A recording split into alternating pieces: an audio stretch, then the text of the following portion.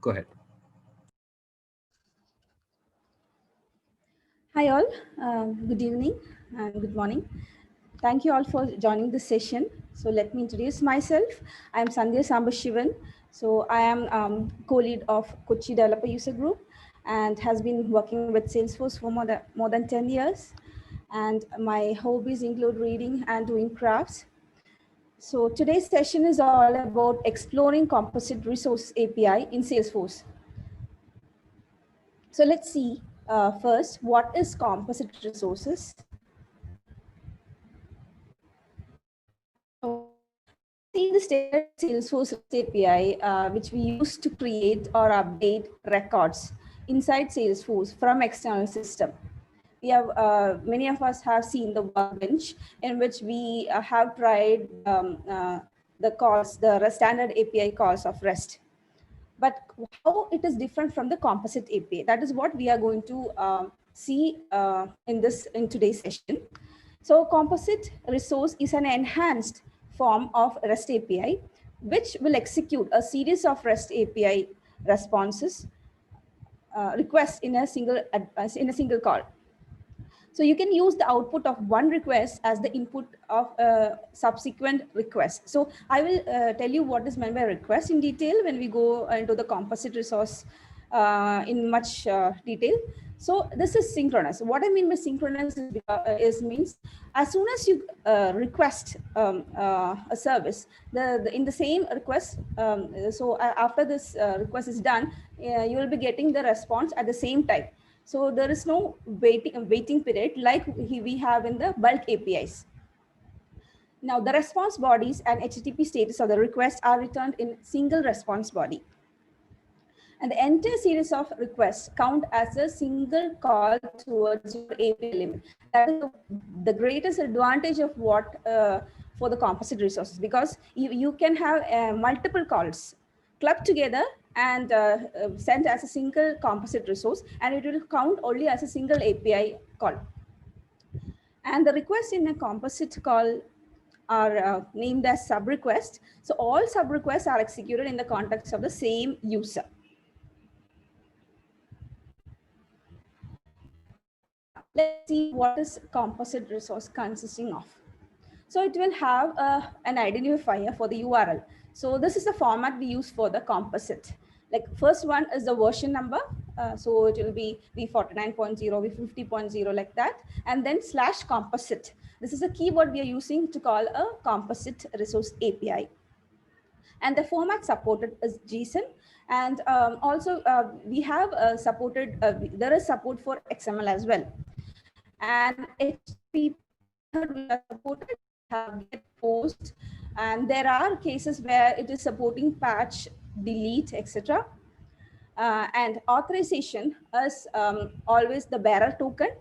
And of course, as an API for REST API, we know that there will be a request and a response. So here, composite also, since it is part of the REST API, it also follows the REST API approach. It is having a request body and response body. Here, you will just see what does a composite request body look like. On the left-hand side, I have placed the format of what we are expecting for the request body. On the right-hand side, you can see a sample code which I have done so that we can relate how it is called. Okay, so moving to the left-hand side, we have this all or none. This is a Boolean we use. So it will specify what should happen when an error occurs. Okay, so when this is true, then the entire request is rolled back. So if the value is false, that means only the independent sub request will be executed. It will be successfully executed. Then we have something called as collate sub request. This is also a Boolean. So this will help whether we can order and bulkify our request, which this, if we make it as true, that means we are collating the request and the request will be, the performance will be much faster, and but the order of the execution will not be guaranteed. Below which you can see the composite request. So the first square bracket onwards to the last square bracket is the composite request. So you can have multiple composite sub requests in it. Okay, there are we have 25 request available composite resource. We have 200, we have 500. So we'll come into that detail. Then on the right hand side, you can see the sample of a code which I have done. So here we, as I mentioned, all or none, I have made it as true. Collate sub request is given as true, and then starts the composite request. From the first curly bracket to this one, the one under this particular body given, we have a single sub.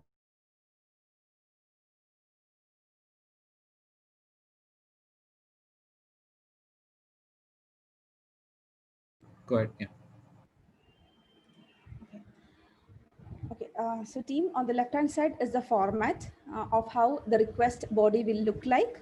So the all or none specify whether we need to roll back the entire sub request, or only the, if it is mentioned as false, that means only the requests which are independent sub requests need to be succeeded.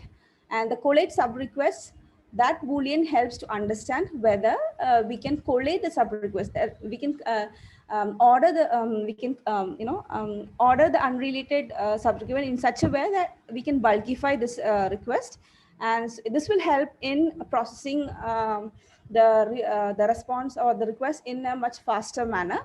And on the right hand side, you can see the sample code which I have done for the same composite request body. And here you can see the composite request starts with the first square bracket until the ending square bracket, in which the first method is given as post. We have a URL here which will specify which object we are going to insert the data for. And there is a body given. So here I'm going to insert a single record into account object with the name as Greenway Consulting. And this particular record, once inserted, I will be referencing it as ref account. So this is my first sub request. Now going to the second sub request. So as I mentioned, we can have multiple sub requests in a single call. Second one is also a post request where the URL is, you can see that I have mentioned it as contact object. So that means I'm going to insert a new record into contact object with the last name as Mike Green and the account ID. This is the way how it works, how the composite request you can make it flexible. The account ID, I am saying that take the reference account ID, which is mentioned in the first post. Now let us see a demo of how this works.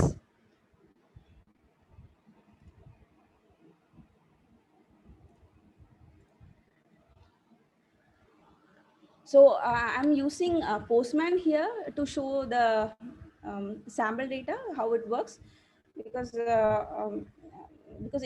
we can more align the things here. So I have connected it using connected app. So let me just authenticate it once again. So I'm taking the authorization token here, and to save time on the session, I have saved my request here. You can see that this is my composite request with a post, and this is the URL, which is I have pointed to my demonstrating org. And at the end, you can see that the format is services/data/ and then the version number with the composite key. And headers, as I mentioned, this is going to be bearer token. So I just pasted the latest access key, access token here, and the content type is given as JSON. And the body is exactly same what you saw in my slide. So I'm going to click on send here.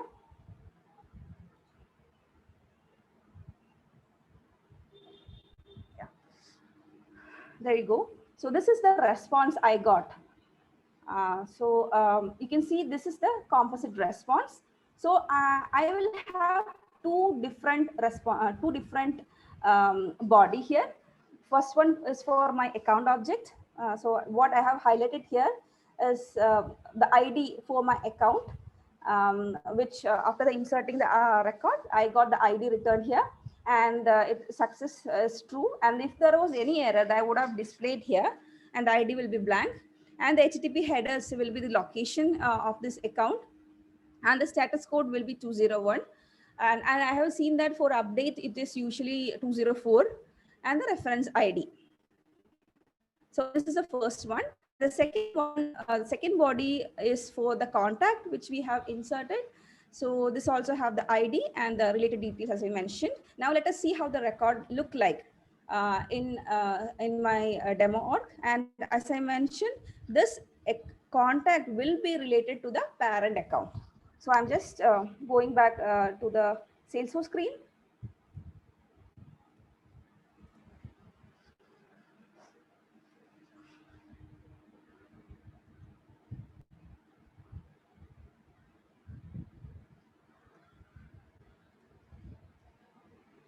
Let me pull the record. Yeah, this is the record which I just now created using the composite API and what we saw earlier. So this is the account. And yeah, this is the account, and I had given only name here. And if you go to the related tab, you can see that the related contact also got created, and we just created it using the reference ID, not any ID from the account. It got created. Now let us go back to the slide.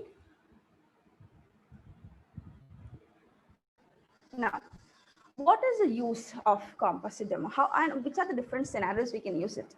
So I would say that when we are not expecting millions of records per day, and if there is no ETL tool specifically, there is no middleware to extract and transform or load the data into Salesforce, then we can say that we can use the composite API.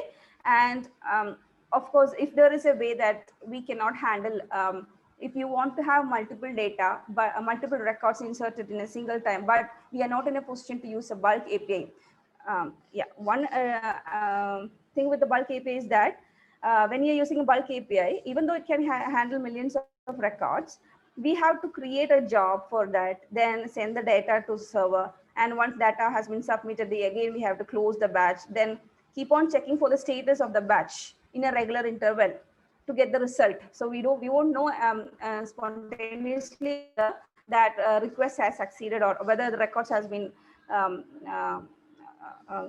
loaded into Salesforce or not. So so if we have a solution where we can make this much faster and synchronous, then we can say that composite resources we can try using there.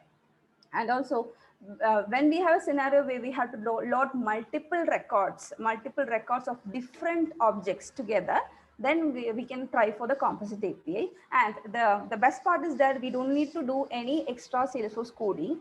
It is all this format which matters for the external system. Now, let's continue.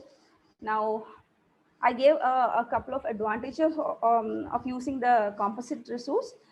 So let's see what are the other details about this composite resource. So as I mentioned, this composite resource we can use it for making multiple REST API calls for a single task. And I showed you earlier the collate Boolean, which can be used for to improve the processing speed and performance. Performance can be definitely improved in such a way that we can minimize the number of round trips between the client and the server. That is another advantage with this composite resource. And and then no additional coding is required at Salesforce. What matters is the sub request. And the entire series of sub requests, entire series of the requests count as a single call towards the API limit. That is something which is very much useful in our when we have to think about the API limits in our cases. Then synchronous response, I already explained how that works. And there are multiple ways in which the composite resources work. And we can observe up to 5-level deep relationships. what that means is that if you want to insert parent record and referring the parent, you want to create a child record and the grandchild, like that, you can have 5 different levels of nested relationships. And it is also flexible on upserting related and unrelated records. If you want to choose, you can relate the record. If you want to, insert the records which are no way related, then that also is possible with the composite resources.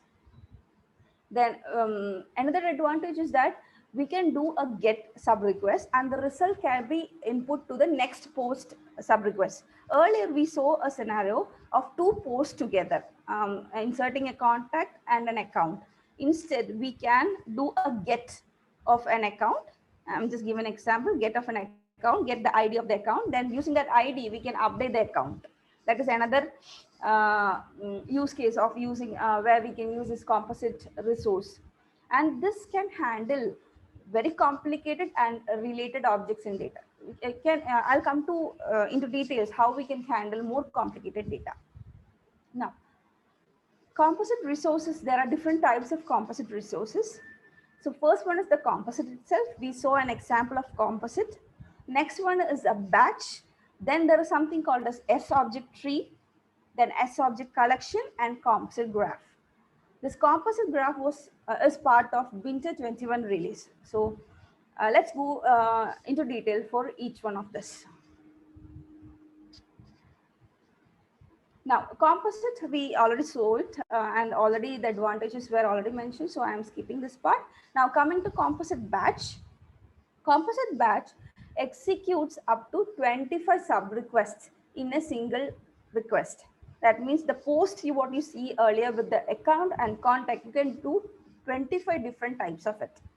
Okay. And each sub request count against the rate limit. So each is counting towards the API limits in case of exclusively in the case of composite batch. Now, sub requests are independent. That means you cannot pass information between them, like reference ID of the first one you can use into the second post. You cannot do that using the composite batch. And sub requests execute serially in their order in the request body. And the format supported is JSON and XML. And here is a format of the URI. So first we will have the version number, then composite/batch. So now we will see an example of composite batch.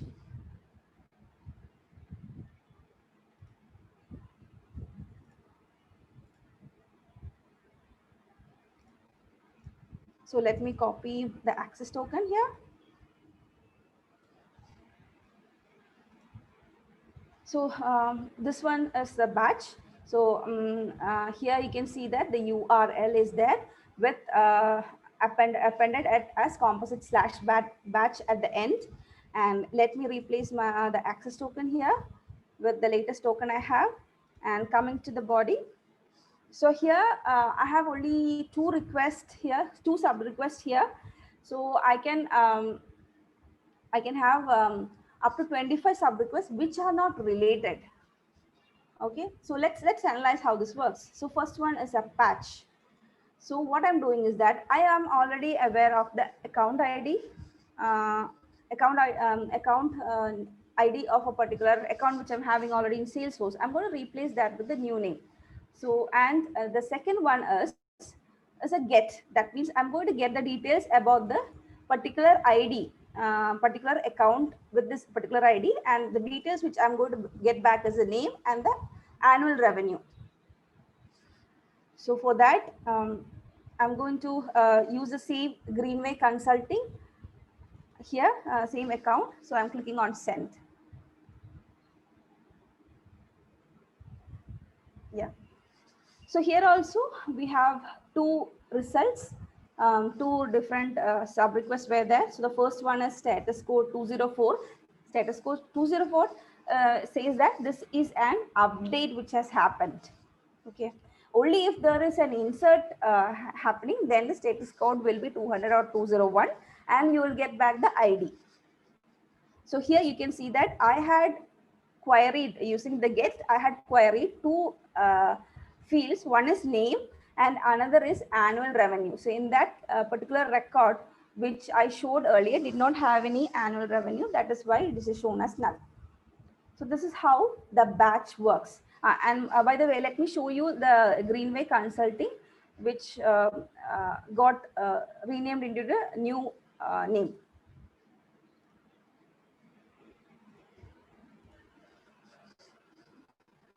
Okay, this is the Greenway Consulting record we were seeing earlier.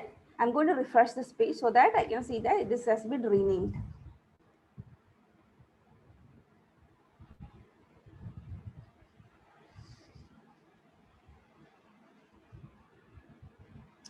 This is the new name. Okay, this is how the batch works. Now let us go back to our template, our slides. Yeah, this is how the batch works. Now coming to the next one, S-object collection. How different S-object collection is in such a way that you can execute requests on multiple records in one request, but we can handle only a single object at a time, one single type of object at a time. And it is possible to update 200 records. So when I say we'll be able to create and update records, 200 records can be done in a single time. And this is the patch, how the format will look like. So it is saying with this version number, then the composite and S object. So I'll show an example of how it works.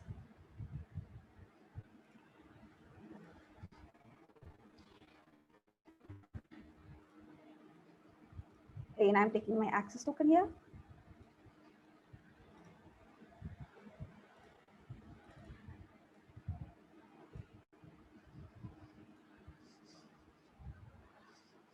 Now you can see that for a subject collection, it is a patch. And then this is a format of how we have to use, because since I said that we can do this only for a single object at a time, we have to specify what is the account, what is the type of object. And if there is an external unique identifier for external key, I have, so in this particular scenario, I have used member external ID. That's it's a custom field which I have defined on account object as a unique key, as an external ID. Okay, so let's see the body, how it looks like. So same, the record will look like this. I can have up to 200 records here. So here you can see that I am inserting account object, and there are 3 records here for account object. So as soon as I click on send, then 3 new records of account will be created.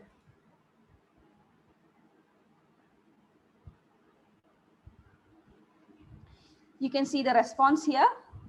There are 3 IDs. That means 3 records got created.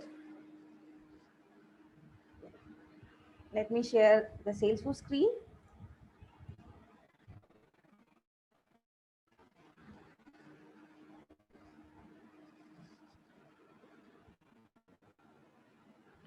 These are the 3 records. Demo collection 1, 2, and 3 are the records which I created just now using the S object collection, and we will be able to create up to 200 records.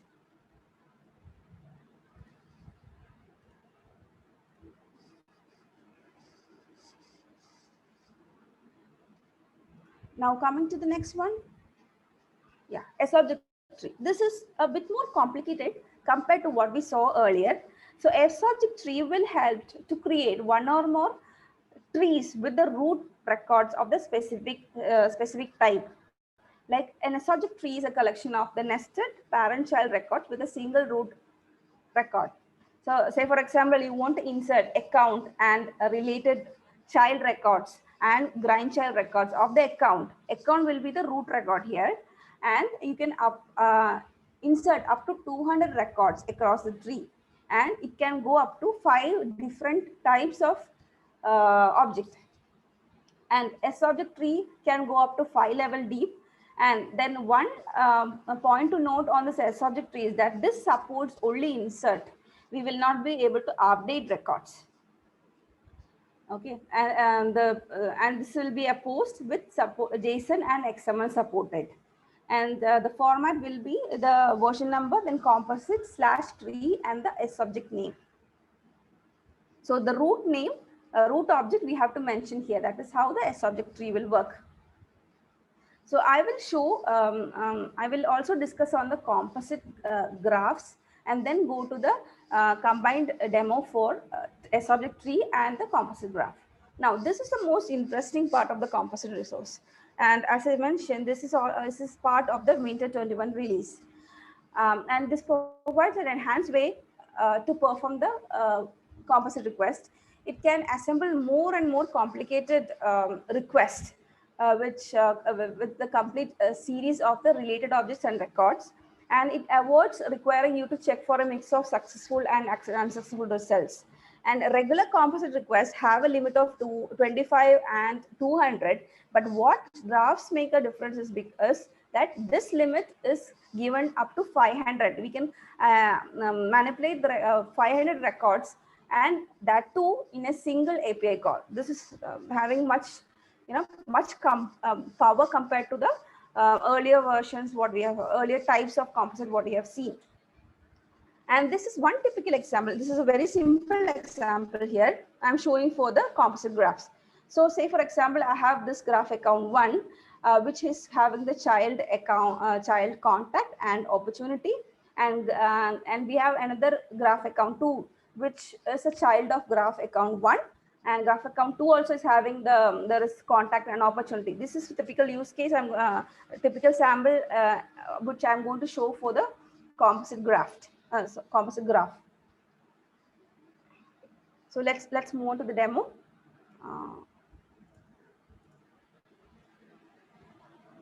So for the I'm taking the authorization here. So first I will show the tree, how it will work. Now tree also, as I mentioned, composite /tree/account, and this is how the typical body will look like for the tree. So it will have, what makes a difference is because that this curly bracket is denoting one single parent. So here we have account object, and under account I have 2 contacts. So this curly bracket denotes that under account I have to create contacts. I need not mention any special reference to the account. This curly bracket itself mentioned that the parent of this contact will be this account. Now the same with another account. I have related one account to another account here. So here this tree account 3 has the parent of tree account. Tree account 3 is the child of tree account 2. Now I'm going to send the request. So here is how the response will look like using a tree. So you will get the idea of all the reference records here. This is how the tree will look like. And now I will show how the graph will work. So we saw the template, how the graph will look like. So this is the URL of composite graph. And I'm giving the bearer token here. And this is how the body will look like. And it will have the earlier records had the composite request in the beginning. So here we have graph. So graph ID, and in the single graph, we can have multiple records. We can have up to 500 records. Have account, its child as contact and opportunity, another account, which is child of the previous account, and contact and opportunity. That is what I'm going to do here. I'm clicking on send. So this is how the result will look like for a graph. Now moving to Salesforce to see how it will look like. So I'm refreshing the screen. Yeah, these 2 are the accounts which got created using the graph, and the below 3 accounts are created using the tree. So if I go to the graph account 2, I can see that this is related via parent of the account, first account which we created. Yeah, that's all about the demo. So, regarding the limitations, so what I have seen is that not all the composite resources support the create and update. And if you ask me about the limits, API limits, of course, the inbound API call limit is applying for this. and it is not so easy to debug based on the response what we get. And also the issue with creating and updating data is there for any managed package standard objects. So see that, so these are the limitations I have seen. Okay, so with that, the session is over. So let's move on to the questions.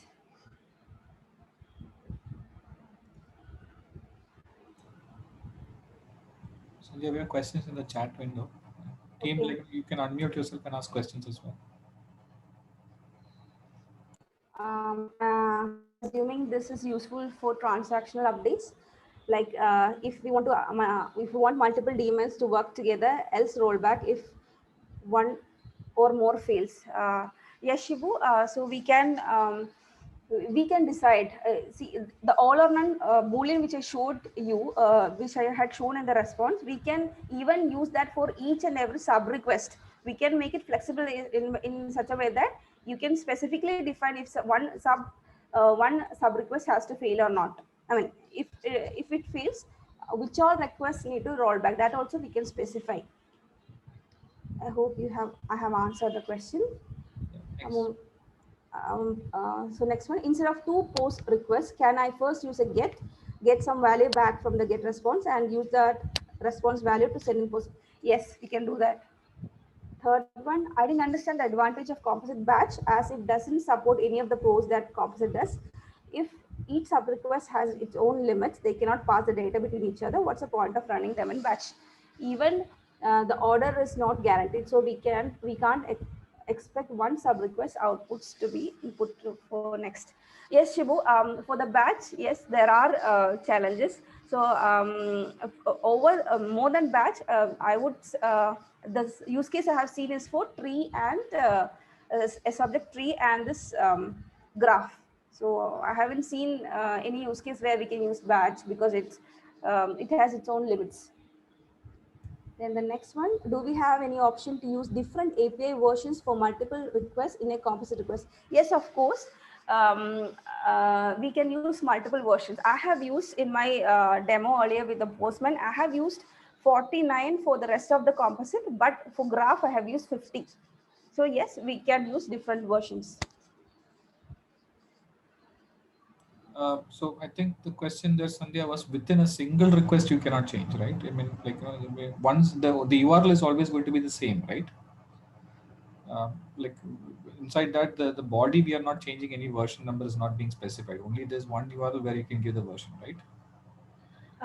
So you mean no, we are specifying the version in the URL inside the composite request as well. So but if the API version differs from what you give on the main URL and inside the sub request, then error occurs. I think that is what probably Urush was referring to. Yeah, Shivu. So what I was asking is, so can we send request for particular API version for first request, and for another request, can we change the API version? So you're asking this, right? So here, if I make this as 50 and then here as 49, Yeah. no, that will fail. Okay. Thank you. Yeah, you're welcome.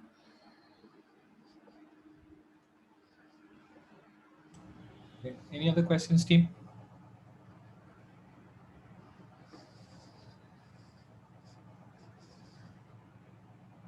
Okay. Guess not. Then thank you, Sandhya. So let me go ahead and share the session for next week. Yeah. Thank you all. If you have any questions, please reach out to me. There is more on the composite resources. Thank you. So team, next week we have Jitisha, who will also be presenting on orchestrations in Salesforce IoT. So she is also a member of the Kuchi user group and the team there. So please do tune in for that as well. Okay. I know we went a little over time today, but hopefully this was a good session for all of you. So thank you all for joining. Have a good night.